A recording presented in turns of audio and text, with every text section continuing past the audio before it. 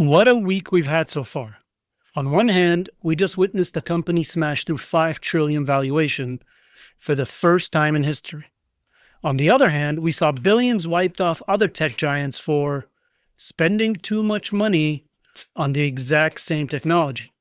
The market is sending wildly conflicting signals, and it's leaving investors dizzy. Welcome back to StockScope Live, and this week was a battlefield of extremes. We had historic milestones clashing with deep-seated investor fears, a major truce that nobody seems to trust, and a government crisis reaching a painful new peak. Today, we're cutting through the noise to break down the biggest stories reported in the last week. We'll connect the dots between big tech's AI spending panics, the Fed's latest rate cut, and the shutdown that's about to hit millions of households where it hurts the most. Stick around, because by the end of this video, you'll understand the powerful forces pulling this market in opposite directions. Let's get straight into our first major story, the great AI spending scare. And the theme of this earnings season wasn't just about profit. It was the price of future profits. Microsoft and Meta both reported strong earnings, but their stocks got hammered. Now, you might ask yourself, why did that happen? And the answer is kind of weird, because people are saying the staggering capital expenditure that these companies guided to.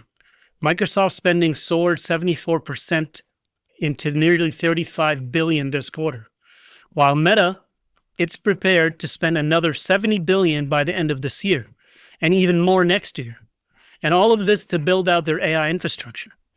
The investors are spooked. They're asking, where's the immediate return on this mountain of cash? And the answer was Meta stock plunged 11% due to this question. And Microsoft dipped, despite Azure growing 40%. The market is telling us right now that it fears the cost of the AI arms race more than it loves the promise of it. On the other hand, we had Amazon, who its cloud unit posted its fastest growth in nearly 3 years, which calmed the fears of their investors. And it also sent their stocks soaring. So what's the clear takeaway? The market wants to see AI spending translate directly and immediately into revenue growth. And right now, Amazon is doing that. As you can see, Amazon shares jumped 12%. And they generate $33 billion in revenue, which is a 20% increase from a year earlier. And their original expectation was only 18%. But another story that we saw was Alphabet. And Alphabet and Amazon stakes in Anthropic boost their profits by billions. And Alphabet reported a better than expected third quarter profits on 10.7 billion of equity securities. And for Amazon, it was around 9.5 billion pre-tax gain from its investment in Anthropic. This increased value of stakes in AI startups is contributing to their profits for some of the world's largest businesses. And some of the companies required to update the value of their investments to reflect the changes in the price per share. So we can see that even though everybody's spending on AI, only Amazon and Google or Alphabet were able to calm the investors' fears with high growth. And even though it doesn't make sense why Microsoft would plunge, given its Azure growth was also crazy at around 40%. It just doesn't make any sense. It just tells us that there's a lot of uncertainty and people are afraid. And not everybody that's invested in one or the other has the same mindset. Let's move on to our next story. And this is talking about Nvidia and how it became the first company to break 5 trillion in valuation. And to me, that's just insanity. Because while investors were punishing some of the spending on AI, they were celebrating the ultimate AI winner. On October 29th, Nvidia blasted past 5 trillion market cap. It's a truly historic first for anybody. It took Nvidia just 3 months to climb from 4 trillion to 5 trillion. The company's stock is up 54% this year alone and has contributed to almost 20% of the S&P 500 entire gain. This milestone isn't just a big number. It's a symbol of how concentrated the AI boom truly is. All that money Microsoft and Meta are spending, a huge chunk of it is flowing directly to Nvidia for its GPUs. Nvidia has become the shovel seller in a global gold rush, and its valuation reflects a belief that it has an unshakable monopoly on the future of computing. For investors, Nvidia remains the purest play on the AI revolution. But its size also highlights a major market concentration, and I personally don't like it. Now let's shift gears over to the shutdown abyss, because away from Wall Street, a real economic crisis is unfolding in millions of American homes. The US government shutdown, now entering its second month, is about to trigger its most painful consequence yet, and as of the recording of this video, it has already happened. The USDA confirmed that the SNAP benefits, what we used to call food stamps, will not be paid on November 1st, and this will affect 42 million people. This isn't about political headline.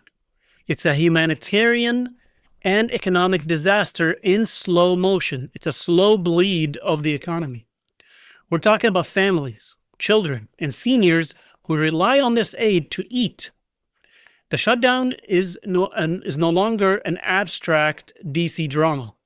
It's about to remove billions of dollars of consumer spending from the economy at grocery store levels. This is happening while the Federal Reserve is trying to steer the economy with no reliable data. And this brings us to our next point, the fragile trade truce. On the geopolitical front, we saw what looked like a major breakthrough. President Trump and Chinese President Xi Jinping met in South Korea and agreed to a one-year trade truce. This deal rolls back some U.S. tariffs, and in return, China has agreed to suspend rare earth curbs for the next year. This was a good news for U.S. chip companies, and markets ticked up on this news. But I wouldn't get too excited, because analysts and insiders were immediately skeptical, and so am I. The language was vague, and enforcement mechanisms are unclear, and it feels more like a temporary pause than a lasting resolution. Prime Minister Carney of Canada even met with Xi, but stated that getting an immediate tariff relief was never a realistic hope, highlighting just how entrenched these trade disputes are. For investors, this truce reduces the immediate risk of escalation, but the underlying tensions remain firmly in place. It's a fragile peace at best, and Trump said that it's going to be renegotiated yearly, and I don't think that is a very good idea. We're just getting to the core of this week's market action. If you're finding this analysis valuable and want to stay ahead of the trends, take a second to hit the like button and subscribe to the channel. I was away last week traveling, but I'm back, and we're going to get back to our normal schedule. Okay, let's talk about the Federal Reserve. On Wednesday, the Fed cut its key interest rate by another 25 basis points. You've heard about this in all of the headlines over the last couple of days. Normally, this decision would be the result of poring over mountains of economic data, but not this time. Because of the government shutdown, the Fed is essentially flying blind. Key reports on inflation and jobs are non-existent. Chair Jerome Powell, he made the cut, but he was quick to caution that another cut in December is not a foregone conclusion. They're making multi-billion-dollar decisions with one hand tied behind their back. This rate cut is a response to growing uncertainty, not to clear economic signals. For you, this means the Fed is now reactive, not proactive, and its future moves will be even harder to predict until the government reopens and the data starts flowing again. Watch out for another video we're going to put out about how this Fed cut and interest rates don't mean you should be looking at refinancing any of your mortgage rates. The next part of our update is going to cover two corporate shockwaves. First, we have UPS. The stock absolutely skyrocketed after they announced that they smashed their profit estimates. But their secrets were ruthless. It was aggressive cost cutting, which included the elimination of 34,000 jobs, more than anybody expected. They also did sweeping cost savings initiative, which closed down operations at 93 locations in 2025. This brought up their EPS, their adjusted earnings per share, to 1.74 per share versus the estimate of 1.32. And that made them very, very popular. Although I don't agree with this ruthless efficiency, it is what it is. Meanwhile, in United Healthcare space, it showed strong signs of recovery after a tough year of cost pressures. The company beat earnings expectations and raised its full-year profit forecast. This signaled its turnaround plan is working. Both of these stories show that this is an uncertain environment. The market is rewarding companies that demonstrate strong, decisive control over their own costs and operations.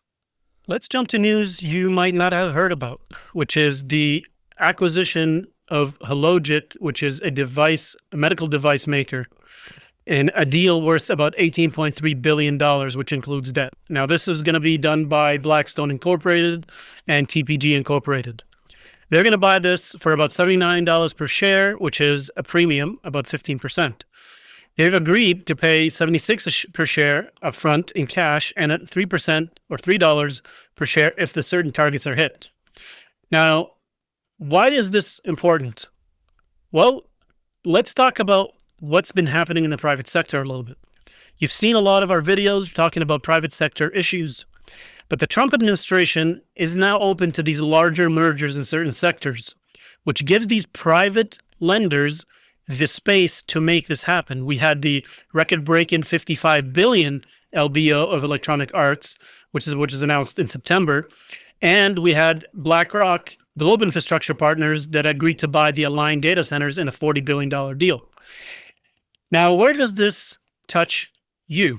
Well, private lenders still get money from banks. And the takeover of this company, Hologic, is going to be committed to by certain banks like Citigroup, Bank of America, Barclays, Royal Bank of Canada, and the Mitsui Banking Corp in Japan. So you can see it in broad daylight. If these large mergers require bank to lend money, then why would smaller private credit lenders not be exposing the banks as well?